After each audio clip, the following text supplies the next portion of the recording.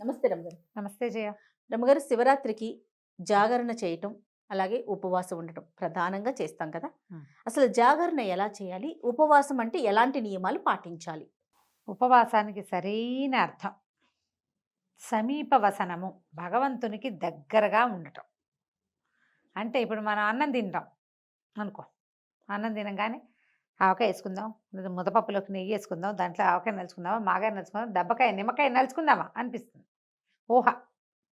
తర్వాత పప్పుచారులో ఉప్పు తక్కువైందని ఉప్పు వేసుకుంటాం. 2 వడియాలు నలుచుకోవాలి, 2 అప్పడాలు నలుచుకోవాలి, ఓ 2 ఊరుమిరపకాయలు కావాలి. ఎంత వచ్చింది ఆసక్తి? హ్మ్. అవును. అవునా? అన్నం హెవీగా తినేటప్పుడు బాగుందని ఇంకో ముద్ద ఎక్కువ తింటాం, పొట్ట నిండా ఉంటుంది అని ఆవలిస్తాం. యెస్. ఈ మొత్తం క్రియలో భగవంతుడు ఉన్నాడు ఎక్కడైనా. పొట్టలో ఉన్న భగవంతుడిని, వైశ్వానరుణ్ణి మనం పూజించాం. ఆ! పొట్టలో ఉంటుంది, అదేమిటిది, ఒక అగ్ని, వైశ్వానరాగ్ని అంటారు, ఏదో అగ్ని మొత్తానికి. ఈ అగ్నిని పూజించాం. కానీ హ్మ్. విరాట్ పురుషుడైన పరమేశ్వరుని పూజించిన దాఖలాలు లేవు అందులో, ఉండవు ఓకే. ఓకే. కదా. అందుకని ఏంటంటే ఆహారం హెచ్చుగా తీసుకోకూడదు. స్వల్పమైన ఆహారంతో, నామినల్గా పొద్దున్న దేవుడికి నివేదన చేసిన పళ్ళు, కాస్త మంచినీళ్ళు తీసుకుంటూ ఫలహారంతో ఉపవాసం చేస్తే మంచిది. చిలకడ దుంప కూడా తింటారు కదా ఉండు, రమ్మగారు? వస్తున్నా అందాక. అక్కడి నుంచి స్వల్పాహారం అంటే ఫలహారం అనుకుందాం, పళ్ళు తింటాం. ఈ ఫలాహారం కాకుండా మనం ఏదైనా ఉప్మాలు, ఆ! తర్వాత ఏమో అదొక దిబ్బరొట్టె, ఉప్పుడు పిండి, ఇలాంటివి చేసుకుని తినే ఉపవాసం ఒక రకం. వీళ్ళు ఏంటంటే టాబ్లెట్లు వేసుకోవాల్సిన వాళ్ళు, ఓకే. ఓకే. ఉండలేని వాళ్ళు, అన్నం మీద బెంగొచ్చేసి శివుడి మీద శ్రద్ధ తగ్గిపోయే రకం వాళ్ళు. వీళ్ళు ఏం చేస్తారు, కాస్త ఏదో తింటే అన్నానికి భిన్నమైన పదార్థం ఒకటి ఘన పుచ్చుకుంటే, పదార్థం ఏదన్నా ఘన వెళ్తే పదార్థం వెళ్తే 1, 2 కాఫీలతోటి ఉపవాసం అయిపోతుంది. అవును. ఇదొక పద్ధతి. పొద్దున్నుంచి సాయంకాలం దాకా అభిషేకాల్లో వాట్లల్లో ఉండే వాళ్ళకి మంచి తీర్థం తప్పిస్తే ఇంకా ఏమీ అక్కర్లేదు. రోజంతా శివనామస్మరణ చేసేవాళ్ళు, వాళ్ళకి అవసరం లేదు. హ్మ్. ఖాళీగా ఉంటారు, ఆఫీసుల్లో పని చేసుకుంటూ, ఇంట్లో పిల్లల జల్లాలను చూసుకుంటూ, రకరకాల ఇంటి పనులు చేస్తూ, బిజినెస్ వ్యవహారాలు చూసుకుంటూ కూడా మనం ఉపవాసం చేయాలి అంటే అలా ఉండలేకపోతాం. అవును.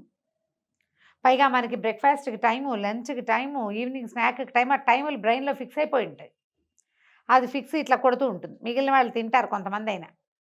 మనం నాకు ఉపవాసం అని చెప్పాలంటే కొంచెం ఇదిగా ఉంటుంది. హ్మ్. ఏదో ఒకటి తిని ఉన్నామనుకో, మనకు కూడా దాని మీదకి ధ్యాస పోతూ ఉంటుంది. అందుకని కొంచెం ఏదైనా తినాలంటే చిలకడ దుంపలు లాంటివి తీసుకోవచ్చు. హుహు. దాన్ని ఉడికించి తీసుకోవచ్చు.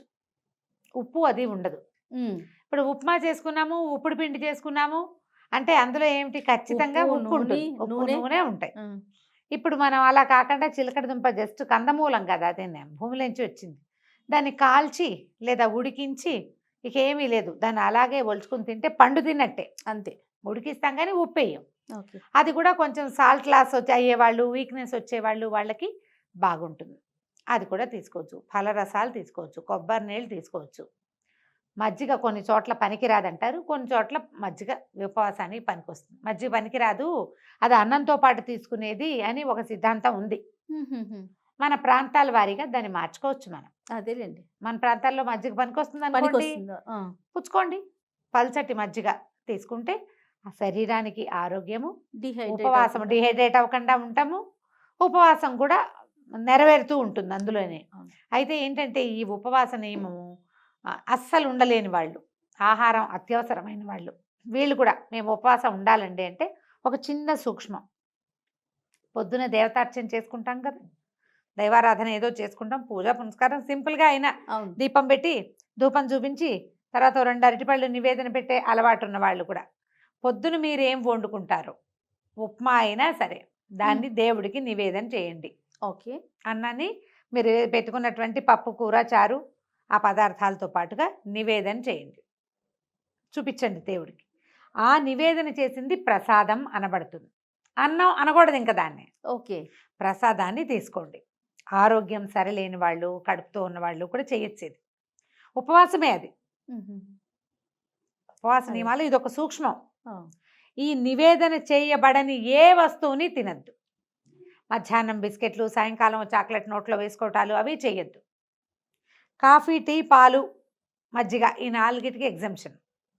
ఘనమైన ఏ పదార్థమైనా సరే పొద్దున నివేదన చేసే తీసుకోండి. సాయంకాలం కూడా దేవుడికి చూపించిన పళ్ళు తీసుకోవచ్చు. మీరు పొద్దున అన్నము తినేస్తారు, రాత్రికి పళ్ళు తింటారు, ఉపవాసం సరిపోతుంది. ఓకే. ఎవరైనా ఏదైనా ఆఫర్ చేస్తే తీసుకోవద్దు. ఓ. నేను అన్నం తినేసా అని చెప్పండి, నేను ప్రసాదం తిన్నా అని చెప్పండి. ప్రసాద భావనలో ఉండండి. ఉండాలి. ప్రసాదమే తీసుకుంటాం. దసరాల్లో ఒక సంవత్సరం చాలా తీవ్రమైన అనారోగ్యం చేసింది నాకు. కానీ నాకు ఉపవాస నియమం చేయడానికి వీల్లేదు. తప్పకుండా ఉపవాసం చేయాలనే ఉంది. మేము ఈ నియమం తీసుకున్నాం. మాకు ఒక పెద్దవారు బోధించారు ఇది. ఓహో.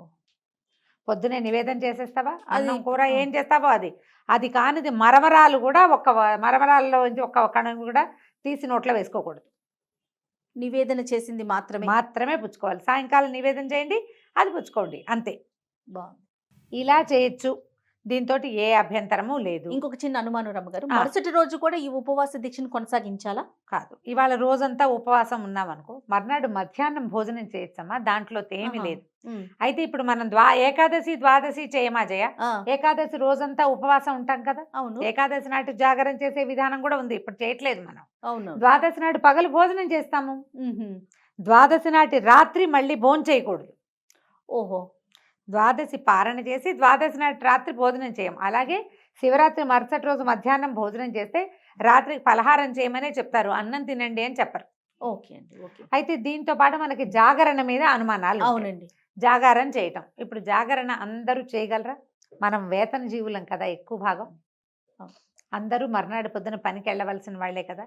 తెల్లవార్లు మెలకుగా ఉండగలిగే వాళ్ళు ఎవరుంటారో శివనామస్మరణతోటి దేవాలయంలోనో లేదా లింగోద్భవ కాలంలో అభిషేకాలు జరుగుతుంటే అభిషేకం ఇంట్లో చేయించుకునే వాళ్ళు, మఠంలోనో పీఠంలోనో దేవాలయంలోనో సామూహికంగా అర్చనలు జరిగే చోట ఉండేవాళ్ళు తెల్లవార్లు జాగరణ చేస్తారు. ఇళ్లలో కూడా కొంతమంది చేస్తారు జాగారం చేస్తే. అయితే జాగారానికి ఒక నియమం చెప్తారు. తెల్లవార్లు జాగరణ చేసిన వాళ్ళు మరుసటి రోజు పగలు పడుకోకూడదు. ఓహో. శివరాత్రి నాటి మరుసటి రాత్రి పడుకోవాలి. మర్నాడు పగలు పడుకుంటే జాగారం ఫలితం పోతుందని చెప్తారు. అయితే ఇప్పుడు అందరూ జాగరణ చేయలేరు కదా. ఇప్పుడు నీ బోటి నా బట్టి వాళ్ళు చేయరు. మర్నాడు పొద్దున్న షూట్. నన్ను కూడా కలిపేసుకుంటున్నారా? మరి నీ పొద్దున్నే షూట్ ఉండదు. ఓకే. నిన్ను కలుపుకోక తప్పదు కదా. మర్నాడు షూట్ ఉంది, నువ్వేం చేస్తావు? జాగారం చేస్తావా? అస్సలు చేయను రామ్ గారు. అందుకే చెప్పా. ఓకే. అందుకని మనం ఏం చేయొచ్చు, లింగోద్భవ కాలం వరకు మనం శివనామస్మరణలో గడిపి అప్పుడు పడుకోవచ్చు. ఉండలేని వాళ్ళు తెల్లవారుజామున పడుకోవచ్చు.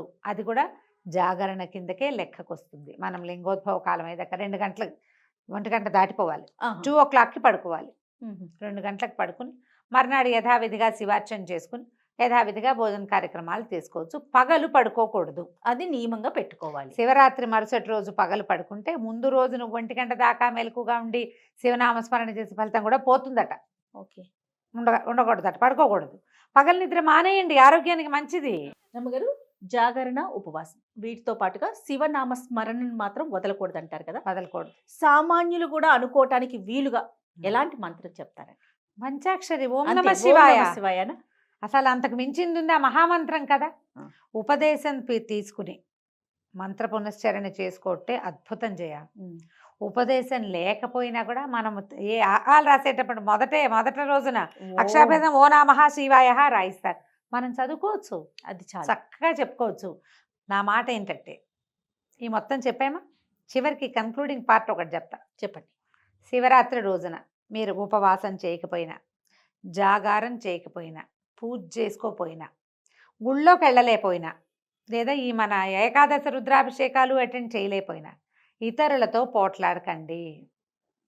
మీరు ఎవరితో మాట్లాడుతున్నారో, ఎవరితో కలిసి ప్రవర్తిస్తున్నారో వాళ్ళని శివుడుగా భావించండి. చాలు, అంతే. శివరాత్రి పూర్తిగా సక్సెస్ అయిపోతుంది. ఈ రోజున మీరు దుర్భాషలాడడము, పోట్లాడడము, అనవసరమైన వాదనలకు దిగటము, అక్కర్లేని వ్యవహారాలు చేయటము అది మాత్రం చేయబోకండి. ఈ పూజా విధానం అవన్నీ మనకి చేత కాకపోయినా ఓం నమ శివాయ, ఓం నమ శివాయ, ఓం నమ శివాయ అనుకున్నా జపిస్తూ ఉంటేనే, నిరంతరము జపిస్తూ ఉన్నా కూడా సరిపోతుంది. జపం కూడా చెయ్యము, మాకు ఇష్టం లేదు, మాకు చేత కాదు అనుకునే వాళ్ళు కనీసం పోట్లాడకండి. బాగుంది. ఈవేళ శివుడు భూమి మీద నడుస్తున్నాడు. మనకి ఎదురవుతాడు అన్న భావనతో పనిచేయండి, చాలా బాగుంటుంది జీవితం. సూపర్ రమ్మగారు. నమస్తే. నమస్తే జీ.